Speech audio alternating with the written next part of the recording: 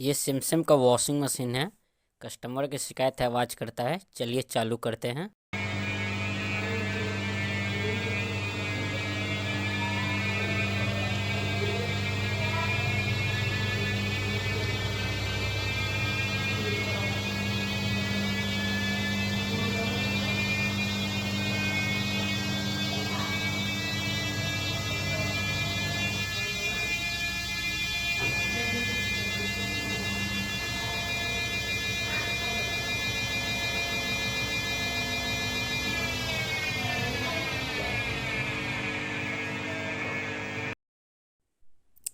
चलिए देखते हैं इसमें क्या है दिक्कत।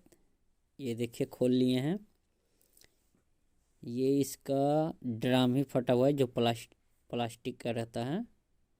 देखिए जिसमें दो बेरिंग लगता है, एक आगे एक पीछे और एक सील। ये देखिए ड्राम ऊपर से नीचा फटा हुआ है, इसलिए ये आवाज़ करता है जब स्पिन चलता है तो। इसका बेरिंग फ्री है, बेरिंग में कोई दिक्कत नहीं है। बेरिंग में कोई दिक्कत नहीं, ओके बेरिंग। ये प्लास्टिक का जो ड्राम है वो फटा हुआ है। और इस तरह जानकारी के लिए ये वीडियो को लाइक सब्सक्राइब कर लें।